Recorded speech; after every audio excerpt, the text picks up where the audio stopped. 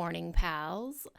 I had this little time-lapse video and thought I would do a quick little voiceover before I get to work today to just touch base with you guys and have a quick little discussion that maybe some of you will find interesting. So since this piece was specifically created for the How to Find and Push Your Style monthly article, I just thought I would talk a little bit about my own style goals and maybe a little bit of my own style journey. I guess just to show you that it's a really roundabout journey that will probably last your entire art career, and that is totally okay. I don't know if there's ever an end goal or destination when it comes to style, because your preferences are always going to be growing and changing, and your skills are always going to be growing. So your style will always naturally evolve, and I don't know if you'll ever be 100% satisfied with your style. I'm certainly not 100% satisfied with my style all the time. I think that my style has slowly grown and I've gotten more comfortable with it over the years, but there are definitely a lot of places I want to improve and grow and take my style. So as a youngin', I think I started out like a lot of artists who are maybe within my age range, where in middle school and high school, I kind of learned what anime was. And so my style started leaning heavily in that direction. I wouldn't ever say that I had a completely anime style. Oh my gosh, I should actually do a full video showing examples. That would be a really good video. But for now, I'll just talk about it, I guess. But yeah, I wouldn't say I leaned completely in that direction, but I did definitely have a big influence from stuff like anime. But then when I went into university, I was told that drawing in any sort of style that even resembles anime was bad, basically, and I was discouraged from doing that. So I tried pushing my style in a completely opposite direction that was, frankly, I would look at it and I wouldn't like it. I would say it was pretty unappealing to look at, and it wasn't just because of my skill, although certainly that had a big factor in it. If your style will naturally get better as your skills grow, of course. But I was also drawing something I was drawing in a style that wasn't close to my heart, I would say. And so that's a really important thing to keep in mind when it comes to style. If it's not something that comes from your heart, where you enjoy looking at it, you enjoy creating it, then it might not be the style that you should really pursue. Obviously, if you have your heart set on it, then I definitely recommend practicing, and you will get better and better at a specific style.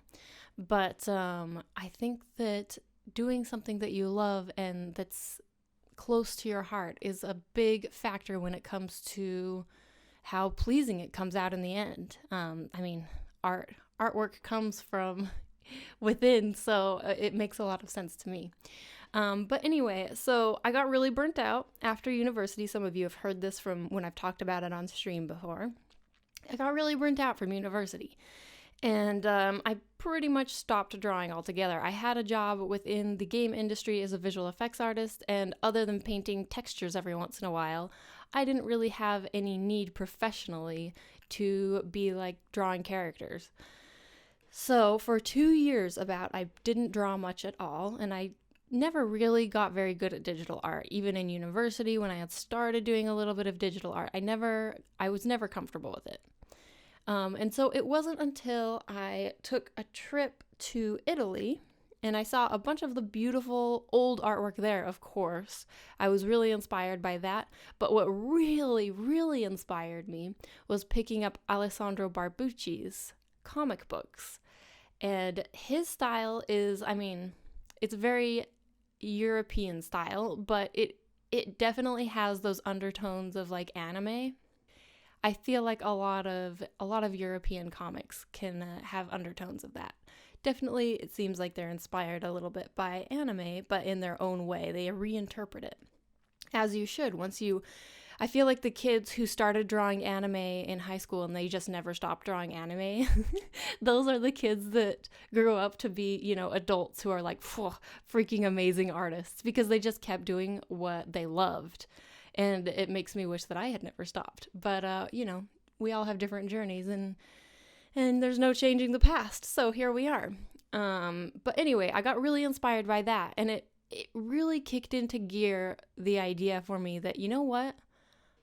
I don't care what university professor said. I don't care what anyone said. Like, I'm just going to do what I want to do. I'm going to draw what I enjoy drawing.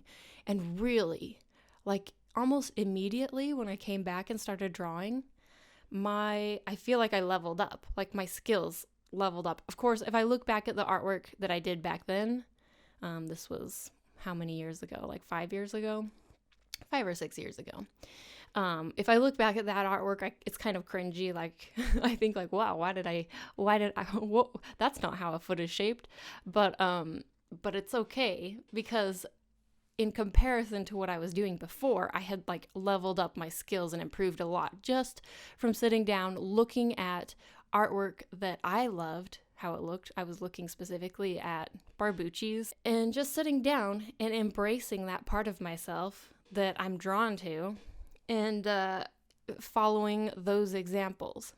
So I guess this morning I just wanted to quickly drop that little story. Maybe it will be helpful or motivational for someone out there. Draw what you love. If you love something that everyone else is doing, if you think you need to do something brand new and spectacular, I mean, if that is overwhelming you and you really just want to sit down and draw cute girls, sit down and do what you want to do. Draw cute girls. Who cares? The more you put your heart into something, it will eventually pay off and show through in your work. Whereas if you're really, really forcing yourself all the time, it will look forced. And I'm not saying you shouldn't ever go outside of your comfort zone. You should definitely go outside of your comfort zone to learn to draw new things sometimes.